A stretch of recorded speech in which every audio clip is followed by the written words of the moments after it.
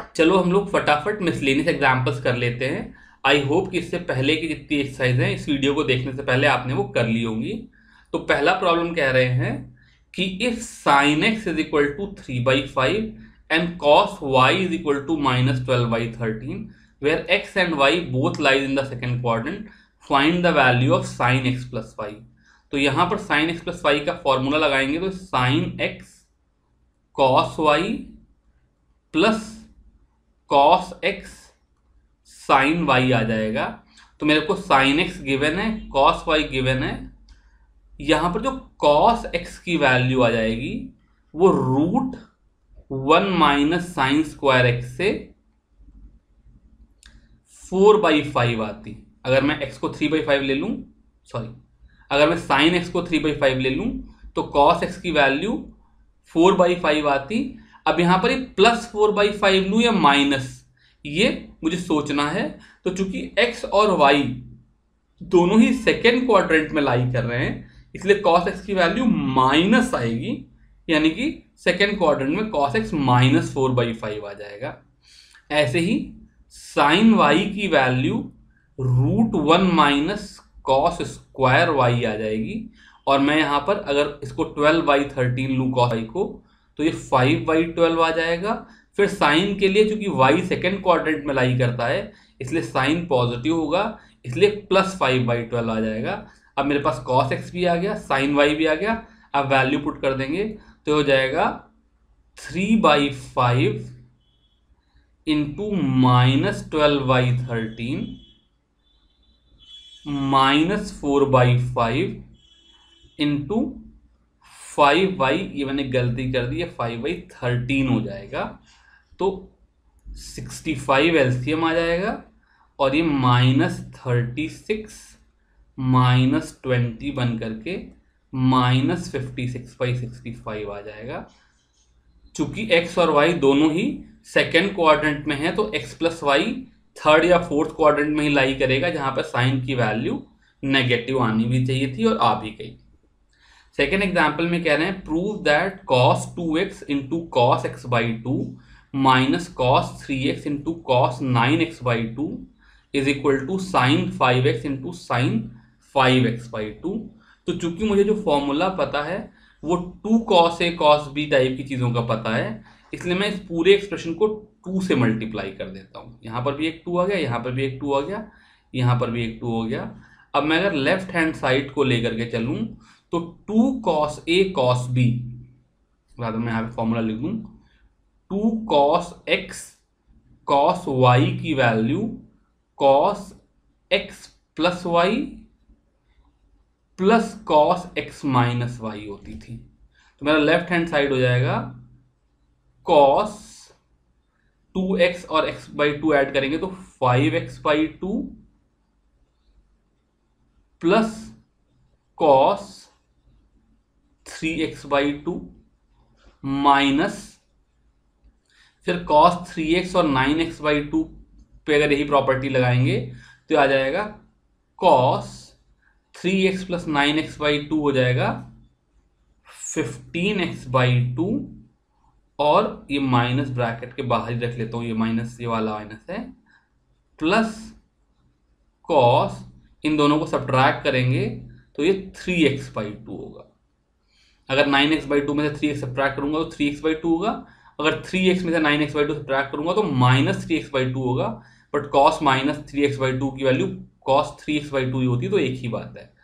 अब ये cos 3x/2 और ये cos 3x/2 कट जाएगा बिकॉज अब माइनस साइन है। तो मेरा फॉर्मूला आ गया cos of 5x/2 minus cos of 15x/2। अब यहां से मुझे जो अगला फॉर्मूला लगाना है वो ये है cos of x minus cos of y is equal to -2 sine x plus y/2 sine x minus y/2। तो अगर मैं इनको ऐड करूंगा तो जाएगा -2 साइन, इन दोनों को ऐड करूंगा तो 5x/2 और 15x/2 20x/2 हो जाएंगे, जो कि 10x हो जाते हैं। और 10x/2 ये वाला 2 लगाऊंगा तो ये ऐड होकर के 5x आ जाएगा, और फिर दूसरी चीज हो जाएगी साइन ऑफ, इन दोनों का डिफरेंस लूंगा तो वो -5x आ जाएगा, इसलिए यहां पर -5x/2 आ जाएगा। तो मेरा आंसर क्या गया, -2 sin 5x साइन -5x/2। अब इस माइनस साइन को बाहर निकालेंगे तो sine of -x is equal to -sin x होता है, तो ये माइनस बाहर आकर के प्लस हो जाएगा, तो ये 2 sin 5x into sine 5x/2 आ गया, जो कि मेरा राइट हैंड साइड है। इस तरीके से मैं इसको प्रूव कर दूंगा। तो मैंने पहले इन दोनों पार्ट में 2 cos x cos y वाला फॉर्मूला लगाया, और जब मेरे को ये cos 5x/2 minus cos 15x/2 मिल गया, तो फिर मैंने यहाँ पर ये वाला फॉर्मूला लगा करके सिंप्लीफाई कर लिया। अगला प्रॉब्लम है, मुझे tan π/8 की वैल्यू निकालनी है। जब मुझे पीछे tan π/12 की वैल्यू निकालनी थी, तो मैंने इस π/12 को π/4 माइनस π/6 लिख लिया था, लेकिन अनफॉर्चुनेटली मैं π/8 के लिए इस तरह का कोई फॉर्मूला नहीं लिख सकता हूं, लेकिन tan π/8 के लिए मैं दूसरा फॉर्मूला लिख सकता हूं। π/8 का डबल, ट्वाइस ऑफ π/8 π/4 होता है। तो जो मेरे पास tan 2x का फॉर्मूला है वो क्या होता था, 2 tan x 1 minus tan square x। अब मैं यहां पर tan x की जगह पर tan π/8 डाल दूं, तो यहां पर मेरे पास tan π/4 आ जाएगा। तो सपोज करो सिंप्लिसिटी के लिए मैं tan π/8 को t लिख देता हूं, तो मेरे पास क्या जाएगा 1, tan π/4 की वैल्यू कितनी हो गई, 1 आ गई। 1 is equal to 2t upon 1 minus T square, इधर लेकर के चला जाऊं तो 1 minus T square is equal to 2t, या t square plus 2t minus 1 is equal to 0। ये tan π/8 के लिए क्वाड्रेटिक इक्वेशन हो गई। इसको मैं सॉल्व नहीं कर रहा हूं जानबूझ करके, इसको सॉल्व करेंगे, जो मेरे पास 2 रूट आएंगे उनमें से एक रूट पॉजिटिव होगा, एक रूट नेगेटिव होगा, लेकिन tan π/8 मस्ट बी पॉजिटिव। तो सॉल्व करके जो मेरा पॉजिटिव रूट आएगा वो मेरा tan π/8 की वैल्यू आ जाएगी। ये कह रहे हैं tan x is equal to 3/4 and pi is less than x is less than 3π/2, यानी कि x जो है मेरा थर्ड क्वाड्रेंट में लाई करता है। तो मुझे sin x/2 cos x/2 और tan x/2 की वैल्यू बतानी है। तो अगर मेरा x जो है पाई और 3π/2 के बीच में लाई करता है, तो जो मेरा x/2 होगा वो π/2 और 3π/4 के बीच में लाई करेगा, यानी कि सेकेंड क्वाड्रेंट में लाई करेगा। तो सबसे पहले जैसे मैंने अभी tan π/8 के लिए किया था, वैसे ही tan x को tan of twice into x/2 लिख करके इसे 2 tan x/2 upon 1 minus tan square x/2 कर देंगे। अब अगर मैं इस tan x/2 को t ले लूं, अब मेरी tan x की वैल्यू 3/4 है, इसकी value 2t upon 1 minus T square हो गई। इसको क्रॉस मल्टीप्लाई करेंगे तो मुझे 3 minus 3t square is equal to 8t मिल जाएगा, या 3t स्क्वायर plus 8t minus 3 equal to 0 equation मिल जाएगी। इस इक्वेशन को सॉल्व करूंगा तो मेरे 2 रूट आएंगे, एक तो t इज इक्वल टू -3 और दूसरा t is equal two plus 1/3 आ जाएगा। ऑब्वियसली चूंकि मेरा x/2 सेकेंड क्वाड्रेंट में लाई कर रहा है, इसलिए मेरा tan x/2 नेगेटिव होगा, तो मेरा tan x/2 की वैल्यू -3 आ गई। अब अगर मेरा tan x/2 -3 आ गया तो sec square x/2 is equal to 1 plus tan square x/2 होता है। इसकी वैल्यू 10 आ जाएगी। यहां से sec x/2 की वैल्यू -√10 आ जाएगी। फिर माइनस साइन इसलिए बिकॉज ये सेकेंड क्वाड्रेंट में है, और यहां से cos x/2 की वैल्यू -1/√10 आ जाएगी। और एक बार मेरे पास cos x/2 आ गया और tan x/2 आ गया, तो यहां से sin x/2 की वैल्यू